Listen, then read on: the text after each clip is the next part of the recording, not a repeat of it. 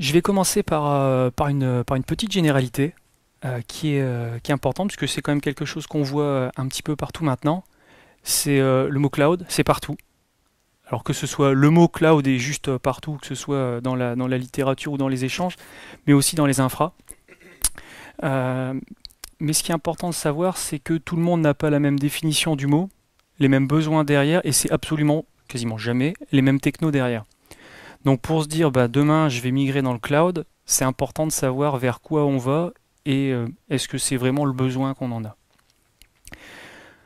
Donc pour ça, il n'y a pas 36 solutions, c'est de faire un petit tour d'horizon et de se dire, bah voilà, qu'est-ce qui existe, qu'est-ce qui est intéressant pour moi et faire son choix. Donc si on regarde un petit peu, il y a des mots qui vont revenir assez souvent, donc ça va être l'hybridation, généralement c'est comme ça qu'on commence. On met pas le feu à son data center pour se dire bah voilà, demain on repart from scratch de zéro et on reconstruit tout. Ça n'arrive jamais, enfin j'espère que ça n'arrivera pas. Donc généralement on commence par ce qui est le plus facile. Qu'est-ce qui est le plus facile? Bah, c'est de commander de la machine virtuelle à l'utilisation, de faire du public cloud. On dit bah voilà, j'ai un petit projet, j'ai un POC, quelqu'un arrive dans l'entreprise, bah voilà, on va faire un petit test. On va mettre 10-15 euros de budget dans quelque chose, dans un projet de public cloud, et on va tester la techno.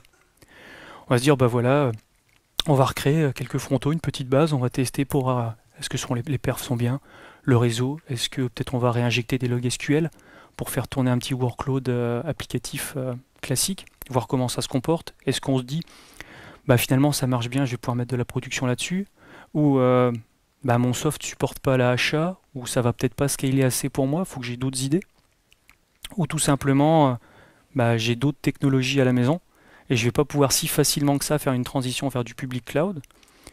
Du coup, possibilité 2, bah, en on-premise dans mes baies chez moi ou en coloc quelque part, j'ai déjà de la techno VMware. J'ai déjà des clusters qui tournent avec des hôtes et une dizaine, une vingtaine ou une centaine de machines virtuelles. J'ai pas forcément envie d'arrêter toutes mes machines, de les passer dans une moulinette pour les convertir dans une autre techno. J'aimerais bien quasiment presser un bouton et que ça puisse partir chez un autre cloud provider. Donc j'ai plutôt m'orienter vers ce qui chez nous est du private cloud, donc une stack d'infrastructure VMware qu'on va livrer directement en mode cluster, donc les hosts sont déjà là, ils sont préconfigurés, les data stores, les stockages sont déjà là, vous pouvez commander des blocs d'IP, etc. Finalement, vous faites exactement ce que vous auriez fait chez vous, c'est juste que les machines sont chez nous. On va retrouver les mêmes facilités, la même techno, du coup si les équipes sont déjà formées, c'est intéressant. Et c'est une possibilité aussi pour de l'hybridation. Quand on est curieux, on peut aussi tester les deux. Se dire, bah en interne, j'ai pas forcément les mêmes plateformes de prod que de pré-prod, de R&D, j'ai pas le même niveau de licensing. Est-ce que j'ai envie d'avoir une infrastructure full achat avec un PRA derrière pour mes VM de R&D? C'est pas sûr. Du coup, je peux choisir d'avoir une hybridation de techno, avoir une partie public cloud sur laquelle je vais mettre mes sandbox. J'en ai 10, 20, 30, 100. Et je serais probablement incapable d'avoir cette charge-là sur mon infra de prod. Ça m'éclaterait mon budget. Et puis j'ai une partie de prod sur des technos VMware en mode infrastructure chez OVH. Pour faire ça, on voit qu'on commence à avoir un petit peu plus de flèches orange pour les flux. Et on pourrait très bien arriver sur ce schéma-là où on se dit bah, je vais avoir énormément d'automatisation qui va être faite dans du public cloud, avoir des machines avec une durée de vie assez courte pour avoir mon code qui est posé dessus, par exemple, si c'est le cas d'un site web, les rafraîchir relativement régulièrement et avoir une partie de back-office sur un autre type de plateforme, un autre produit technologique. Du coup, on se rend compte que là, au niveau des flèches, il va y avoir des flux. Il va falloir se poser des questions sur comment sécuriser ces échanges, les isoler. Peut-être ça va passer par du chiffrement, ça va peut-être passer par de l'isolation réseau. Donc voilà, il y a une petite partie réflexion à ce niveau-là. Et pour certains, la réflexion de migration dans le cloud, ça a été jusqu'au boutiste, c'est-à-dire au bout de quelques mois ou de quelques années, on peut voir une disparition de l'infrastructure on-premise. Alors, parfois ça peut faire un peu peur de dire bah, j'ai plus aucune machine sur site. L'avantage, alors c'est à double tranchant, mais la plupart des avantages c'est de se dire est-ce que ma journée, je veux forcément qu'elle continue à être rythmée par des incidents hard ou des choses comme ça? C'est du temps de gagner qu'on peut investir dans de la veille, dans de la R&D, faire d'autres choses là où on va apporter de la valeur ajoutée pour ses clients au bout du compte. Et c'est ça qui peut être intéressant de se dire, bah voilà, ça nous arrive parfois de rencontrer chez OVH des gens qui sont déjà hébergeurs. La semaine dernière, j'ai discuté avec quelqu'un qui me dit, bah voilà, j'ai entre 5 et 600 machines virtuelles hébergées chez moi. M'occuper du parc matériel, c'est une partie non négligeable de mon temps, et j'aimerais bien vous la déléguer pour pouvoir moi me concentrer sur ce que je fais. Être capable de délivrer plus vite, peut-être bosser sur la partie automatisation, bosser aussi sur la partie marketing, business model, peut-être qu'il y a d'autres choses que la technique pure. Et pour certains de nos clients, on arrive sur ce modèle avec une partie publique et une partie privée une fois migré dans le cloud. Alors ça peut être l'un ou l'autre ou les deux. Ce qui est important de voir, c'est que si on est sur ce type de plateforme, on va avoir besoin de se poser les questions dont je parlais tout à l'heure sur les échanges et de se dire, ces échanges-là, quand c'est sur des machines qui sont chez moi en on-premise, c'est privé, j'en suis sûr, puisque la baie, elle est dans ma salle, elle est fermée, il y a un digicode, un badge RFID, etc. pour y avoir accès. Si je suis chez un cloud provider, je peux me poser la question sur, j'ai pas forcément envie que mes machines frontales de production discutent sur un réseau public avec mon back-office. J'ai pas forcément envie d'ouvrir mon port SQL sur ma machine de prod parce que je travaille en IP public. Non. On va se poser différentes questions et on va voir qu'ici, il y a une nécessité des échanges privés qui naît avec la migration dans le cloud. Donc chez OVH, c'est un sujet qu'on a abordé à partir de 2010 avec l'émergence du VRAC. Donc c'est une technologie d'isolation réseau. Donc on distribue des VLAN à chacun de nos clients en fonction des besoins pour avoir une discussion privée entre leurs produits. Donc si on devait faire un schéma pour résumer un petit peu tout ce qu'on peut faire avec le VRAC, ça serait ça. Ce qu'il faut savoir, c'est qu'historiquement, le VRAC permettait d'avoir une discussion privée entre des serveurs dédiés qui étaient dans le même data center. Le but, c'était d'avoir ici un produit, donc le nom complet, c'était le Virtual Rack. C'était de simuler ce que vous aviez chez vous dans une baie complète, mais virtualisé chez nous. Donc d'avoir une connexion privée, vous choisissez vous-même votre plage d'adressage, 192.168.0.1 jusqu'à 10 pour les frontaux, les bases de données sur une autre range, etc. Nous, notre boulot, c'est de vous garantir l'isolation de ce réseau par rapport aux autres. C'est-à-dire personne ne va renifler ce qui se passe à l'intérieur, et vous êtes totalement étanche du reste. Donc c'est quelque chose qui a plu auprès de nos clients. On a commencé à sortir des produits cloud, des briques d'infrastructure, notamment avec VMware. Et la demande des clients est venue de pouvoir interconnecter du serveur dédié et du cloud en mode infrastructure. Donc la version suivante finalement du VRAC a permis ça. Donc on pouvait avoir des machines virtuelles sur de l'IaaS VMware qui discutent avec des serveurs dédiés. Typiquement, par exemple, on peut avoir ça sur des plateformes où on a des frontaux sur lesquels on va profiter de l'élasticité d'un cloud, qu'il soit public ou privé, qui va discuter par exemple avec un back-office, un ERP, un énorme serveur de fichiers, un gros serveur de backup qu'on a choisi pour pouvoir conserver ces flux privés isolés du reste du monde. Récemment, on a sorti du public cloud chez OVH basé sur OpenStack et les clients ont eu le même besoin d'avoir des échanges privés isolés. Du coup, un petit upgrade de ce qu'on était capable de faire avec le VRAC, on a récemment interconnecté les instances de cloud public également à l'intérieur. Donc on peut vraiment avoir un scénario de migration dans le cloud tout en gardant une étanchéité client. Parfois ça peut être contractuel si les plateformes derrière elles sont utilisées par des clients différents. Là ici le titre c'est le VRAC, mais en fait finalement j'aurais pu mettre un petit S puisque vous êtes capable d'avoir différents réseaux privés. À l'intérieur, on va être capable, nous, de vous fournir 4000 VLAN par VRAC. Donc ça vous permet aussi de pouvoir étanchéifier certains clients les uns avec les autres, certains projets entre eux. Être capable d'avoir une topologie réseau qui soit plus à plat, mais d'envisager de pouvoir construire une DMZ, même si vous n'êtes plus maître des équipements physiques. Vous êtes capable de le faire de façon logique avec les différents VLAN qu'on va vous distribuer. Et ça, pour nous, c'est intéressant parce qu'il faut que vous puissiez rester maître de votre plateforme même si vous avez fait le choix de migration vers un cloud provider. Un autre avantage, c'est que vous allez être capable de dialoguer en privé avec du multisite. C'est-à-dire, j'ai du cloud public qui est hébergé à Gravelines, j'ai des serveurs dédiés à Roubaix et j'ai un cloud privé à Strasbourg. Ce n'est pas la localisation qui va définir le type d'échange que vous allez pouvoir faire. Ça restera une possibilité. Donc c'est quelque chose à ne pas négliger. Et enfin, si on regarde sur la partie de droite du schéma, on offre aussi la possibilité de pouvoir vous interconnecter avec nous. On a des clients avec lesquels on est présent, par exemple sur Global Switch, TH2, etc. Et on est capable de venir échanger, se connecter en fibre entre nous et propager les réseaux que vous pouvez avoir chez vous jusque chez nous pour pouvoir avoir un échange au plus près et au plus rapide. Ça permet à certains clients de bénéficier d'une bande passante de giga jusqu'au 10 gigas pour venir pousser de l'information chez nous. Ça peut être intéressant sur des scénarios de migration où il y a 20, 30, 40, 100 Tera à pousser. On ne pourrait pas forcément faire autrement. Sur certains DC où la bande passante serait de 100 ou 200 MB pour venir jusqu'à nous. C'est aussi intéressant parfois pour pouvoir récupérer de l'information. C'est-à-dire si vous souhaitez récupérer, admettons une fois par mois ou tous les 3 mois, l'ensemble des données stockées chez nous pour les mettre sur bande par exemple. Ça peut paraître un peu particulier de faire ça, mais ça existe parfois encore si vous travaillez avec des banques ou des assurances. Il faut avoir du contenu stocké en coffre, ça arrive encore.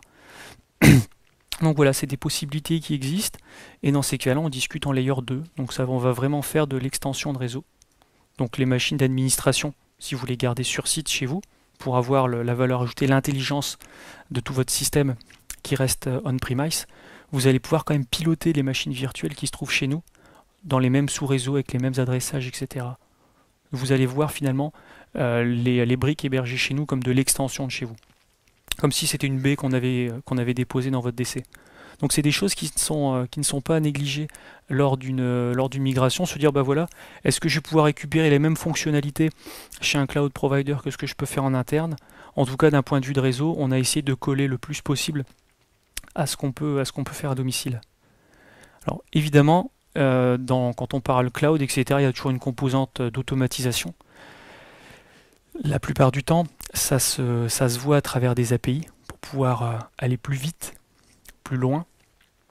Il y a notamment des API pour pouvoir piloter le VERAC et interagir dessus, c'est-à-dire rajouter des produits à l'intérieur ou sortir des produits. Si par exemple un projet a été abandonné ou est arrivé à son terme au bout de 2-3 ans, bah vous dites bah voilà, ces machines-là, je vais les supprimer de mon inventaire. Bah vous pouvez les sortir des différents réseaux dans lesquels il est. Donc là ici, c'est une petite version best-of des fonctions qu'on peut avoir sur le VERAC. La totalité de l'arbre de l'API, c'est disponible sur api.ovh.com. Donc ça vous permet de vous faire une petite idée. Mais ce que je disais tout à l'heure à travers le schéma, on le voit ici, c'est-à-dire qu'on peut rajouter un cloud project, donc du cloud public basé sur OpenStack. On peut rajouter un dedicated cloud en mode infrastructure sous VMware. Tout en bas, on peut rajouter un dedicated server. Et on peut également rajouter la terminaison d'un dedicated connect, donc le bout de fibre qui vous accompagne jusqu'à nous. Toutes ces briques peuvent être incluses dans le VERAC. Donc c'est ça aussi qui va vous permettre de conserver la même facilité et l'adressage parfois ça peut être important et la même topologie réseau, notamment d'un point de vue de sécurité chez vous. Donc là c'était une petite introduction de ce qu'on peut faire avec des API. Le but de l'API c'est vraiment de l'automatisation pure. C'est vous faire gagner du temps, que ce soit au déploiement, à la migration, puisque parfois vous allez commencer peut-être par de la R&D, il va falloir construire pour une fois des machines from scratch. Et l'automatisation va vous permettre de pouvoir effectuer à chaque fois la même chose, d'être sûr que vous êtes arrivé au bout et que toutes vos machines elles seront ISO dans le même périmètre, vérifier qu'elles sont toutes au bon endroit, etc. Au niveau des API, si on regarde un petit peu ce qui est disponible chez OVH, ici, si on regarde sur du public cloud, on peut avoir accès au portail Horizon, donc qui vous donne un accès et un aperçu sur toute la plateforme que vous avez au niveau du cloud public. Donc là, par exemple, ici, j'ai quelques instances. On voit que j'en ai une ici, ça fait 1 an que je m'en sers pour faire mes démos. Donc toutes les métriques qui sont là, je me dis, bon, bah, c'est sympa. C'est accessible à travers le portail Horizon dans le manager OVH. J'ai un petit bouton à cliquer pour y accéder. Mais j'aimerais me créer moi-même mes propres dashboards, faire mes propres actions d'exécution et aller un petit peu plus loin finalement que ce que je peux faire avec du clic. On laisse cette possibilité-là à nos clients. Quand on est à l'intérieur du manager, on va naviguer à travers ces projets cloud et on va voir la possibilité donc comme je l'ai fait sur le slide précédent, d'ouvrir OpenStack Horizon pour avoir une vue d'infrastructure sur ce qu'on a. Et on va être capable de télécharger un fichier de configuration OpenStack. Alors au début ça me semble un peu obscur, j'ai un peu mieux compris par la suite. C'est ce qui va me faciliter la vie quand je vais avoir envie de discuter avec des API OpenStack. Ça va rassembler la plupart des variables d'environnement qui vont être nécessaires quand je vais créer des scripts ou quand je vais faire mes premiers appels. Donc finalement, ça va récupérer une partie de mon identifiant, mon mot de passe, le data center dans lequel sont présentes mes machines, mon tenant, etc. Il y a tout un vocabulaire qui est utilisé. Et finalement, c'est ce petit fichier qui va me faciliter la vie pour pouvoir faire mon premier call API avec OpenStack. Mon premier call API, en fait, il va commencer par sourcer le fichier, donc charger mes variables d'environnement pour pouvoir discuter. Donc là, on se dit, bon, déjà, ça va être un peu compliqué, il faut que je fasse des appels curl un petit peu bourrins. Bon, c'est mon premier call, je vais le faire dans les règles de l'art. Donc on va faire un petit post, je vais demander un token, alors je vais discuter en JSON, donc j'envoie toute la partie authentification. Donc là, tout ce qui est en bleu-violet, ça va être les variables qui sont dans mon petit openrc.sh. Ça va me renvoyer un gros JSON à la fin. Et puis je vais refaire un curl après en disant voilà, ça c'est mon token, maintenant est-ce que tu m'autorises ou pas à faire une requête. Donc là on va faire sa première vraie requête. Bon, s'il fallait faire ça à chaque fois, on gagne un petit peu de temps, mais c'est pas encore ça. Il y a énormément de wrappers qui existent. Si vous êtes par exemple sur une Debian ou une Ubuntu, etc., vous pouvez faire un petit apt-get install Python Nova Client. Ça va vous permettre d'installer un wrapper qui va s'occuper tout seul finalement de faire les gros curls un peu bourrins et qui va vous permettre de dire écoute, qu'est-ce que je veux faire? Je veux créer une machine, Nova, create, j'en veux plus, je veux la destroy, Nova, etc. Ça va vous faciliter la vie si vous êtes en train de le taper en ligne de commande pour pouvoir tester, etc. Alors ça va vous permettre de démarrer des machines virtuelles, de les arrêter, de leur ajouter des disques, de modifier le réseau, etc. Toutes les possibilités que vous pouvez avoir à travers le portail Horizon ou à travers l'API OVH. Finalement, nous, dans les interfaces qu'on propose, sont juste des calls sur les API qui existent.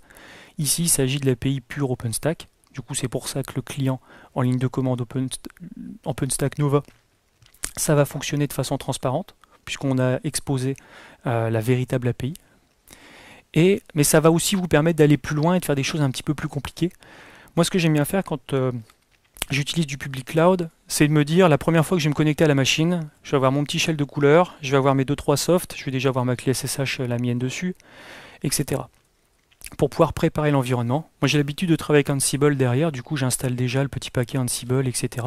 pour avoir énormément de choses qui vont préparer la machine à mon administration classique ou à mon orchestration.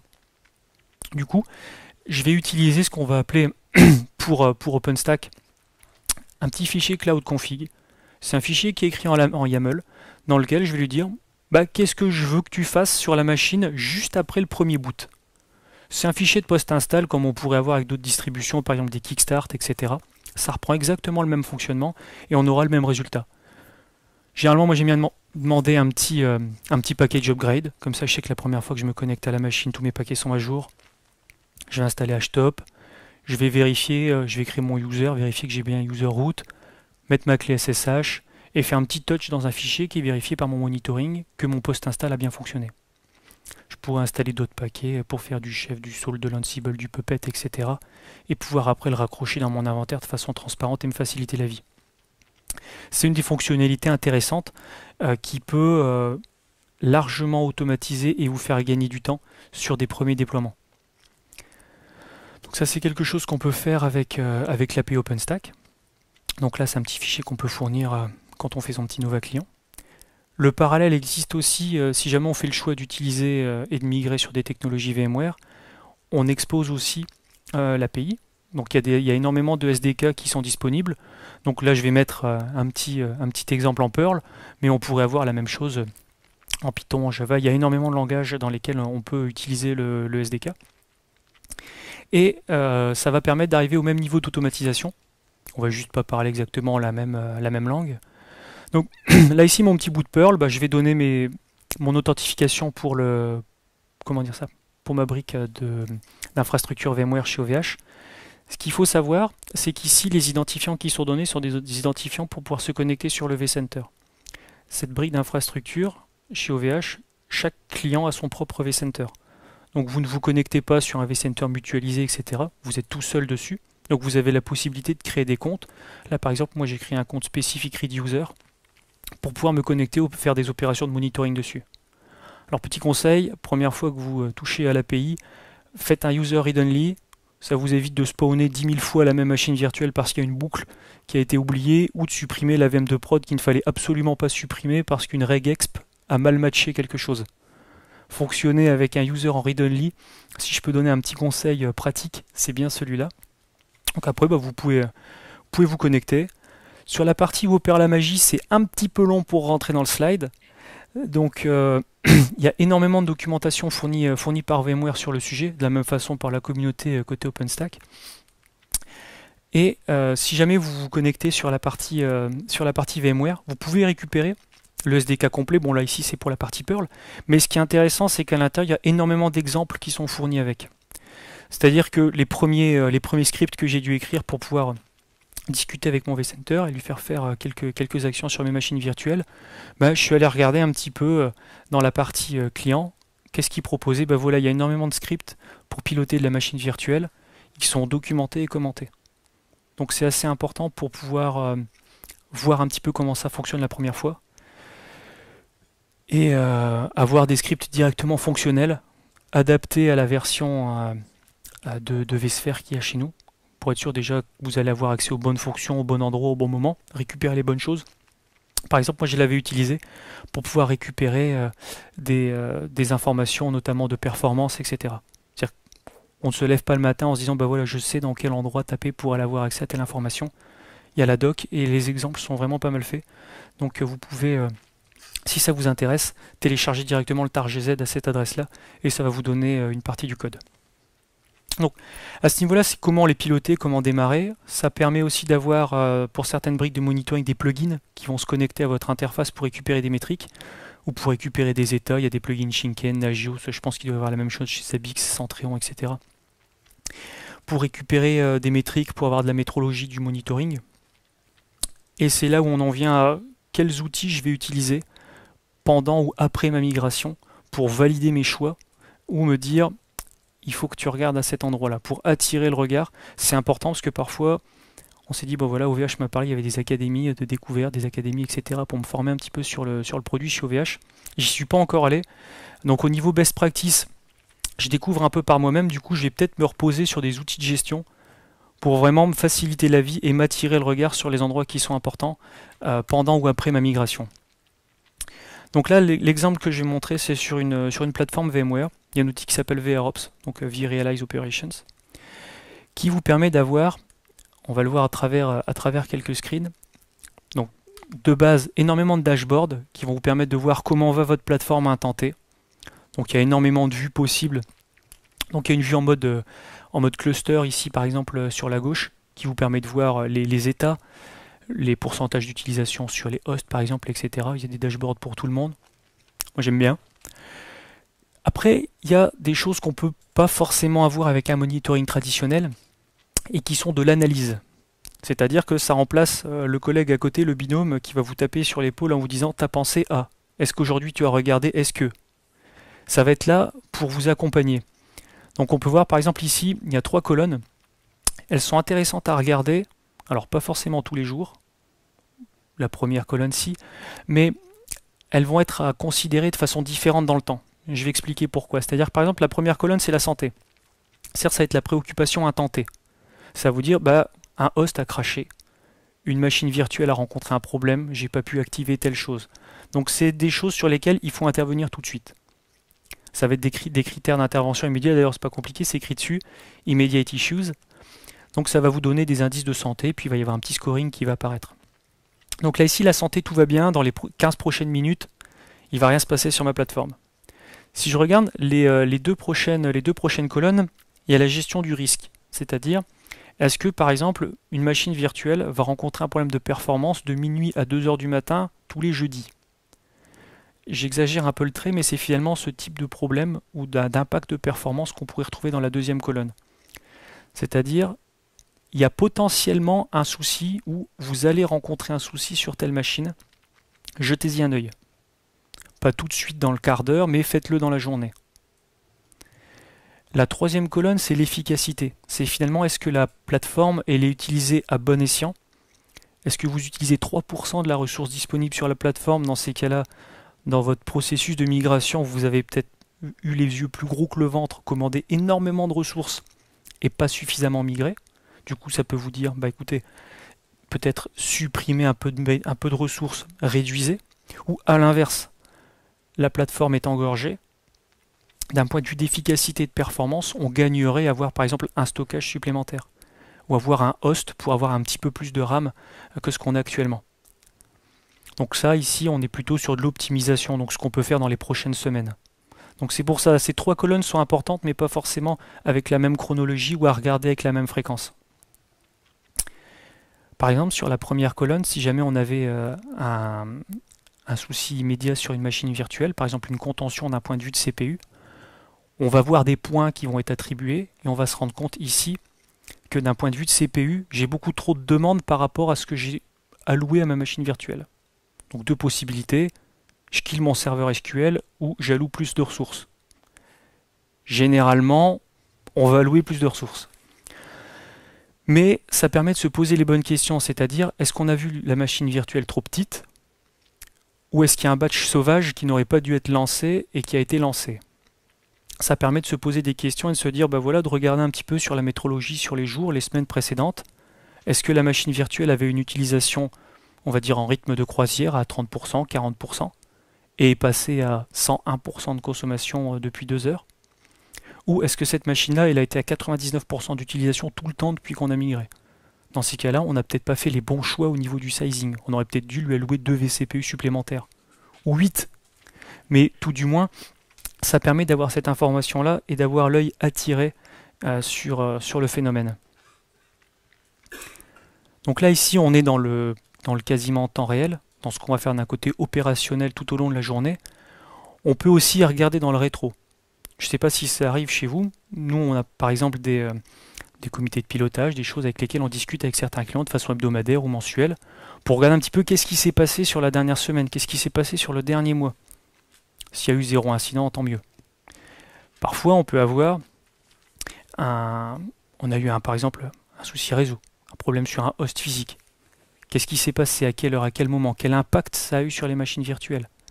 Est-ce que les mécanismes de haute disponibilité se sont bien déclenchés? Oui. Du coup, on n'a pas eu d'impact sur le service. C'est important de pouvoir avoir accès à ces informations-là pour regarder dans le rétro et de se dire est-ce qu'on a fait le bon choix technologique? C'est-à-dire si sur sa plateforme, lorsqu'on va avoir par exemple un impact sur un host ou sur un stockage, on a un incident sur le service, c'est peut-être qu'on peut peut-être améliorer ça, avoir une meilleure vue sur le design, c'est-à-dire avoir une infra full virtualisée, mais avoir une seule instance SQL. Là, c'est une question de design qui peut être importante à se poser après. Et on peut se rendre compte avec ça, du coup, se dire, bah, la virtualisation me permet d'avoir un peu plus d'informations que si j'étais sur du bare. Donc là, ici, ces rapports, on peut choisir les informations qu'on veut avoir accès. Par exemple, l'utilisation des CPU, l'utilisation de la RAM, est-ce que j'ai de l'engorgement réseau, est-ce que tout se passe bien sur mes hosts physiques, mes datastores, etc. Donc on va être capable de récupérer énormément d'informations.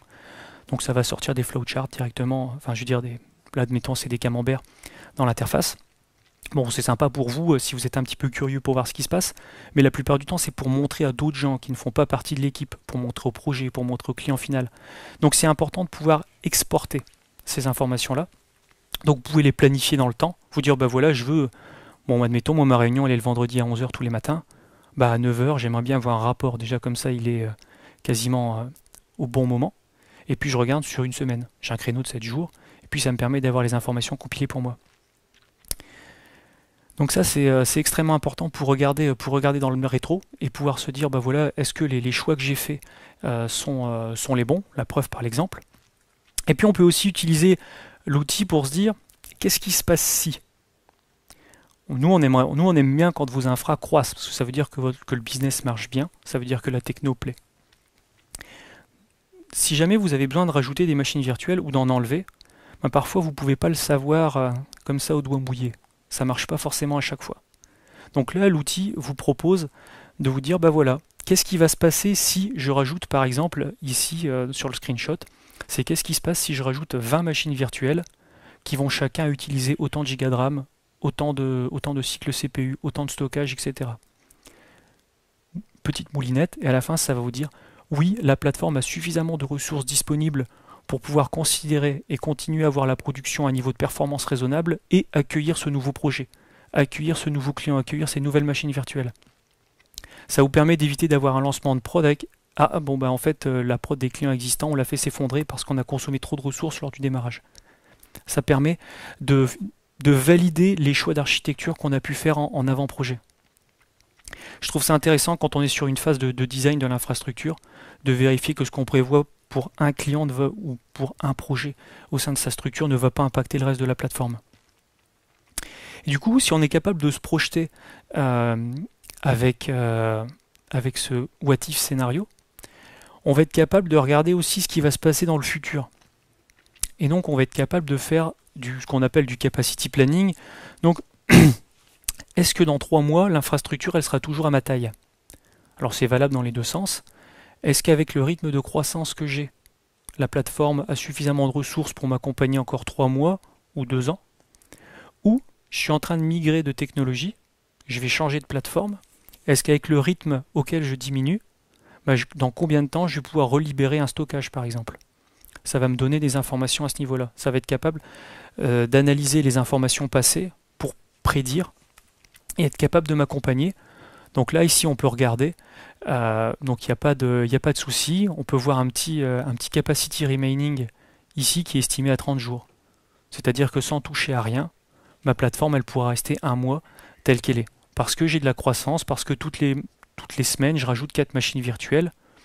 On est sur une plateforme qui a une ressource finie, du hardware que vous avez commandé. Donc à un moment ou à un autre, si vous avez de la croissance, vous allez arriver au bout. Et le but, c'est de vous le prévenir avant, pour que vous soyez capable d'anticiper et de ne pas arriver dans un rush où 95% de la ressource est utilisée et un gros projet doit être démarré pour hier. Donc, c'est pour ça que ces outils sont intéressants, parce que dans un scénario de migration, il y a les questions qu'on peut se poser avant. Donc, comment migrer, vers quoi migrer, avec quels outils? Comment je vais migrer? Comment je vais essayer de déplacer de la machine virtuelle de chez moi? Donc, ça peut être par des outils qui vont être liés à la technologie, importer des templates, importer des snaps côté OpenStack. Ça va être faire de la migration en utilisant des OVF côté VMware, en migrant de vCenter à vCenter, en utilisant des technologies qui sont spécifiques à ça. Mais ça va être aussi utiliser des outils de gestion après la migration, pour être capable de regarder dans le rétro et de se dire, mais en fait, les choix que j'ai faits, je m'étais dit, je vais prendre une infrastructure dans laquelle je vais prendre 3 hosts, ça va me permettre de mettre 40 machines virtuelles. En fait, j'avais largement surévalué mon besoin, ou sous-évalué, c'est-à-dire que la machine virtuelle que j'avais chez moi, le serveur dédié, finalement, il consommait 4 corps parce qu'il n'en avait que 4. Et mes batchs en avaient besoin de beaucoup plus. Du coup, en regardant dans le rétro, je me rends compte, je vais lui allouer 8 vCPU. Déjà, mes batchs ils vont s'écouler beaucoup plus rapidement, et mon infra, elle souffrira un peu moins. Je serai capable d'aller plus loin. Donc c'est pour ça. Un scénario de migration, généralement, il y a les 3 composantes, le avant, le pendant et le après. Le but, c'est de pouvoir s'appuyer sur les bons outils à travers toute cette réflexion pour pouvoir valider est-ce que les choix qu'on a faits sont les bons ou pas, et avancer. Pouvoir aller vers le cloud et se dégager surtout du temps à travers ces outils-là. Il y a une certaine facilité qui va venir s'installer, ça peut prendre un peu de temps, mais je vous promets, ça vaut le coup. Donc je vous remercie d'avoir suivi ce petit meet-up sur la partie migration, outils et les questions qu'on peut se poser.